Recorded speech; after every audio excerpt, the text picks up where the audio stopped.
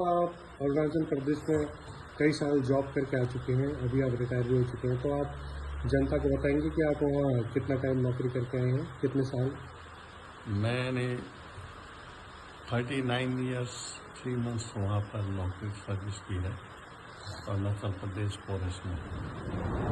और आप वहाँ किस किस जगह में रहे हैं अरुणाचल प्रदेश में? मैं अरुणाचल प्रदेश के ज़्यादातर पासीघाट एरिया में रहा हूँ। पासीघाट के अलग अलग जगह, ईस्ट सियांग डिस्ट्रिक्ट के अलग अलग जगह पर रहा हूँ।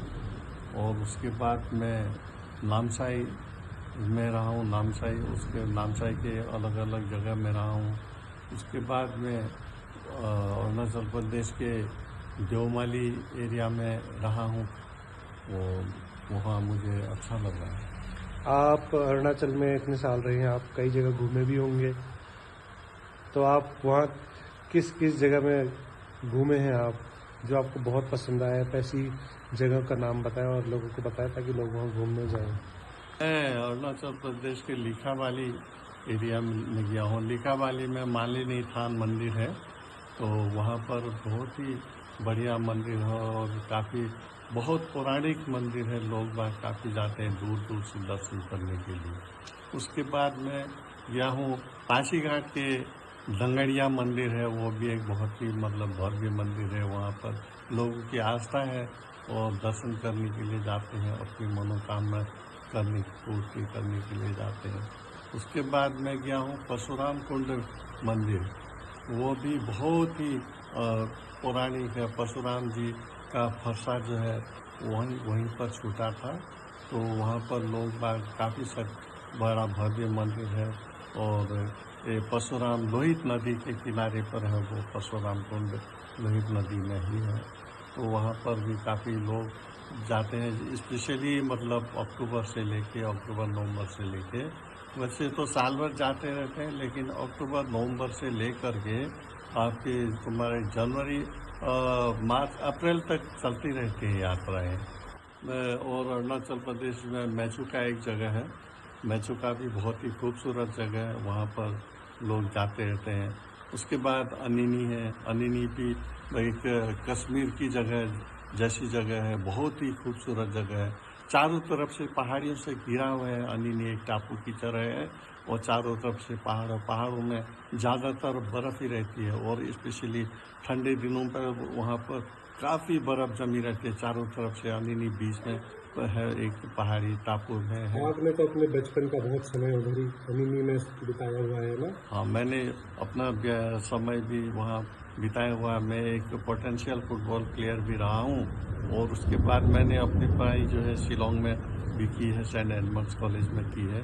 और वहाँ भी बहुत ही शिलोंग एक नॉर्थ ईस्ट का बहुत ही खूबसूरत हिल स्टेशन है। वहाँ पर टूरिस्ट हब और वहाँ एजुकेशन हब है। कई कॉलेजेस हैं, बहुत स्कूल्स हैं जो कि बहुत ही बढ़िया चलते हैं। बाहर से कई लोग आते हैं वहाँ पढ़ाई लिखाई करने के लिए। और वहाँ हॉस्पिटल्स भी अच्छे अच्छे हॉस्पिटल्स हैं। टूरिज़्म जो है बहुत बढ़िया चलता है पर वहाँ पर। तो आप जनता को अपना वहाँ का एक कोई किस्सा सुनाइए जो आपको याद हो, अभी कुछ याद आ रहा हो ऐसा। ऐसा एक किस्सा है जिसको सुन के आपको भी हंसी आएगी। और वो किस्सा ऐसा है, वहाँ पर एक ईस्ट सियांग डिस्ट्रिक्ट में पासीघाट एरिया में वहाँ की ट्राइब है, आदि ट्राइब है, वो तो उनका एक फेस्टिवल चलता है। ये 7 मार्च को आरन फेस्टिवल होता है। तो उस समय जो 1-2 तारीख से वो लोग लग जाते हैं। ये एक हंटिंग फेस्टिवल है, तो इस समय जो है ये लग जाते हैं कई मछली उछली मारना। ये 6 तारीख को जो है उनका शिकार उकार करके घर में पहुंच जाना है। 7 तारीख को अपना त्यौहार फेस्टिवल मनाना है। तो इसी बीच ऐसा एक किस्सा हुआ कि हम तो फॉरेस्ट वाले हुए, वाइल्ड लाइफ वाले, मैं वाइल्ड लाइफ में था, डाइंग रिंग वाइल्ड लाइफ सेंचुरी में था।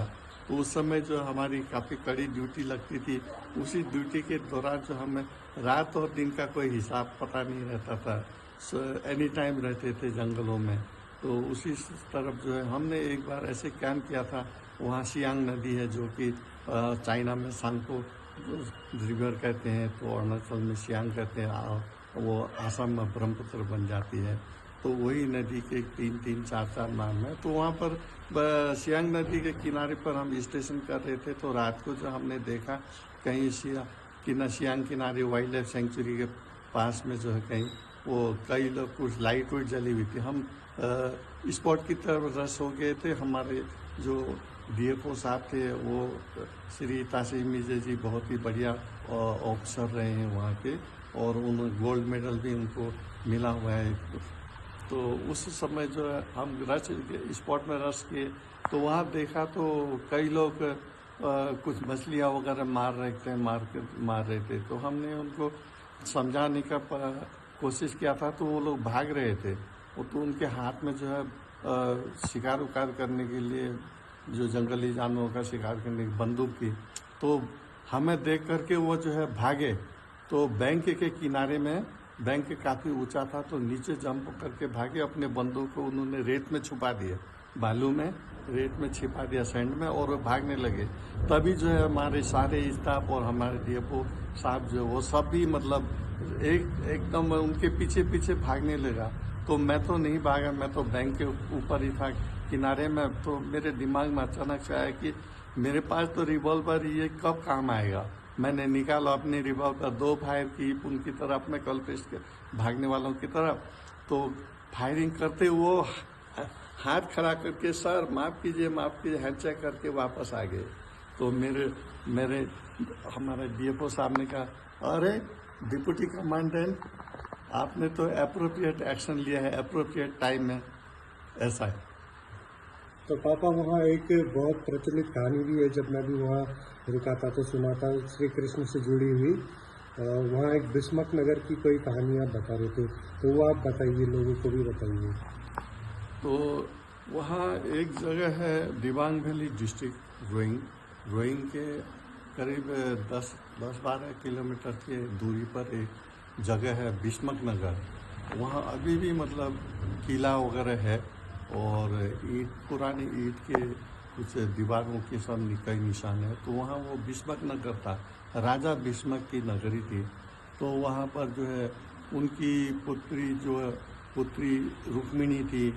तो वहाँ रुक्मिणी की शादी कहीं और तय की थी, तो लेकिन कृष्ण भगवान से वो शादी करना चाहती थी। कृष्ण भगवान भी उनको ही शादी करना चाहते थे, लेकिन रुक्म जो है नहीं मान रहे थे। रुक्मिणी के भाई रुक्म नहीं मान रहे थे। तो लेकिन कृष्ण भगवान उनको हरण करके लेके आए रुक्मिणी को। तो वहाँ से हरण करके लेके आए, तो रुक्म से भी काफ़ी उनकी लड़ाई हुई। तो अपने रथ से रुक्मिणी को हरण करके लेके आए। तो लेकर आए तो वहाँ पर एक नारी करके एक जगह, वहाँ पर विश्राम किया था। तो वहाँ भी मंदिर है। उसके बाद वहाँ फिर वो लोग चले गए लिखाबाली में एक आकाशी गंगा, जो कि गंगा जो है ऊपर पहाड़ से झरना के जैसे पूरे पहाड़ से निकलते, उसको दूर से देखते तो आकाश से गिरी हुई जैसे लगती है गंगा। तो आकाशी गंगा, वहाँ पर रुक्मिणी जी ने वहाँ पर स्नान किया था। तो उसके बाद फिर वो आगे बढ़ गए थे। इतना ही है वहाँ का, बहुत ही बढ़िया जगह है। तो यही थी, आज थोड़ी बहुत बातें हुई हमारी। इसके बाद अगली बार फिर मिलेंगे। अच्छा, और कुछ बताना चाहते हैं?